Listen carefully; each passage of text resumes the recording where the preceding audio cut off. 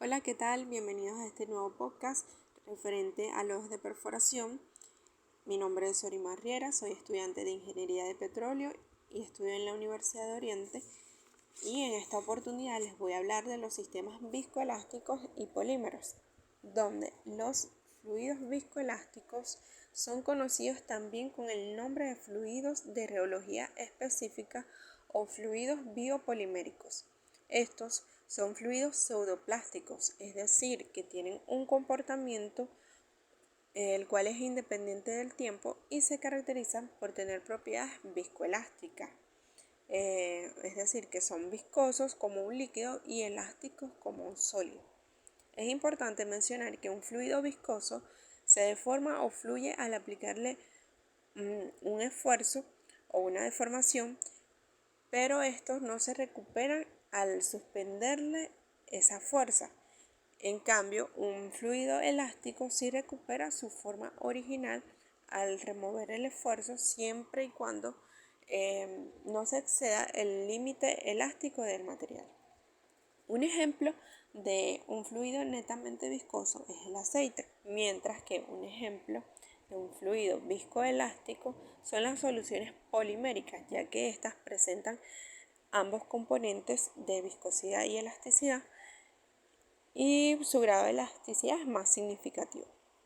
Los fluidos viscoelásticos se caracterizan por dar viscosidades altas a bajas tasas de corte, desarrollan altos geles instantáneos, pero estos son frágiles y de fácil ruptura, ofrecen baja resistencia al flujo con mínima presión de bomba, aportan capacidad de acarreo y suspensión, generan mayores tasas de flujo y penetración, los problemas de arrastre son mínimos, aportan buenas condiciones hidráulicas en la mecha.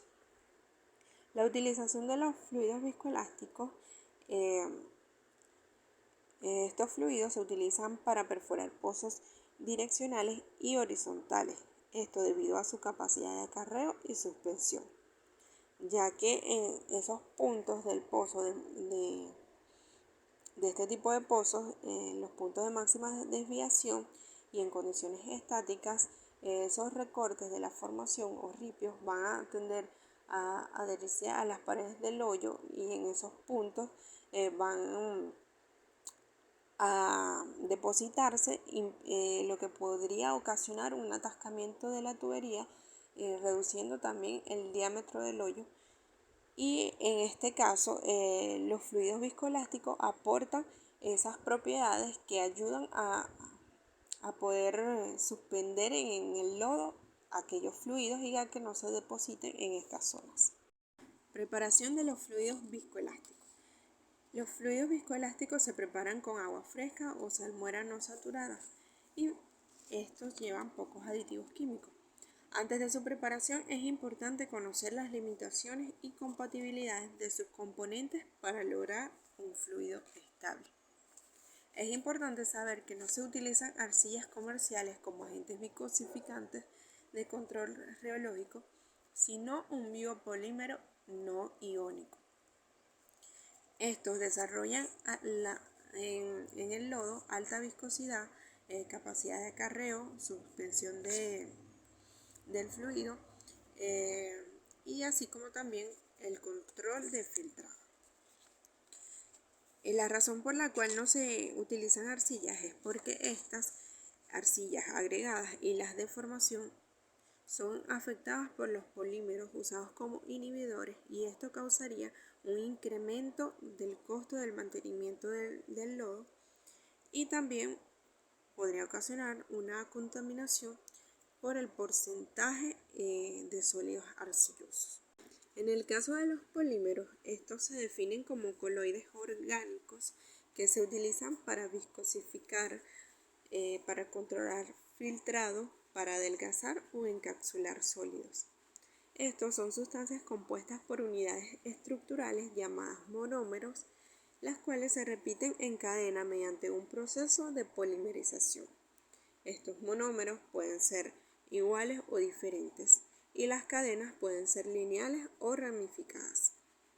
Las propiedades físicas o químicas del polímero son controladas principalmente por el peso molecular y dependen también del tipo de monómero, de la cantidad de ramificaciones y del tipo de modificaciones químicas de los diferentes grupos de polímeros.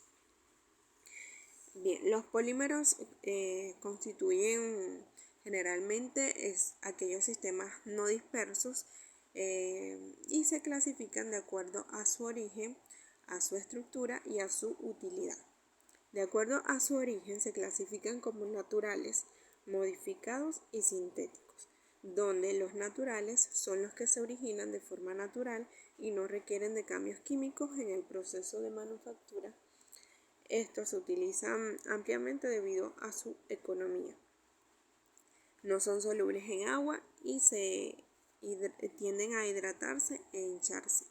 Un ejemplo de estos polímeros son el almidón y la goma guar.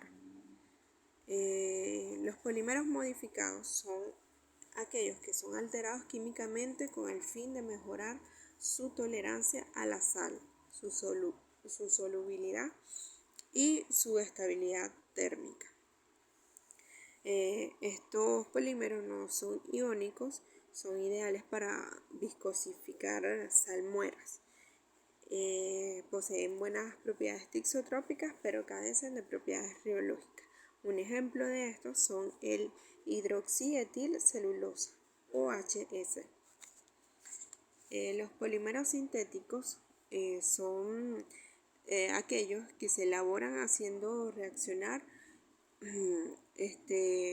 un monómero repetidas veces para poder formar un homopolímero. Las posibilidades de formar estos polímeros son limitadas debido a sus costos. Un ejemplo de los polímeros sintéticos son los poliacrilatos y los poliacrilaminas, los cuales son solubles en el agua. De acuerdo con la estructura de los polímeros, se clasifican según su estructura química.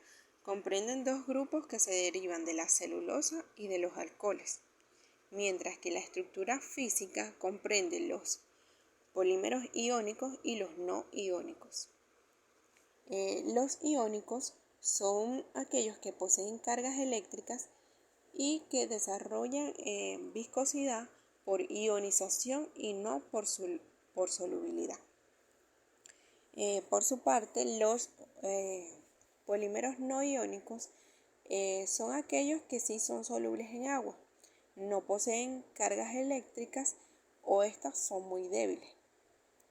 Bien, estos no se ionizan, pero sí se dispersan en el agua con facilidad, ya que son bastante hidrófilos, es decir, que funcionan por hidratación e hinchamiento.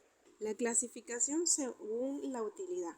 Se pueden clasificar como viscosificantes, floculantes, estabilizantes, reductores de filtrado y defloculantes o adelgazantes. La utilidad de un polímero depende de su peso molecular. Los polímeros de alto peso molecular pueden funcionar como viscosificantes, encapsulantes o estabilizantes. En cambio, los de peso molecular medio actúan como controladores de filtrado y los de bajo peso molecular funcionan como adelgazantes. Los polímeros se suelen degradar por los siguientes factores: degradación termal o por temperatura, ya que las altas temperaturas causan en los polímeros alteraciones estructurales irreversibles. Las cadenas altamente ramificadas poseen más sitios para ataque y se degradan con una mayor facilidad que las cadenas lineales. Degradación mecánica. Los polímeros sufren degradación mecánica por corte cuando pasan a través de las boquillas de la barrena o mecha y a través de los equipos de control de sólidos. Degradación por oxígeno.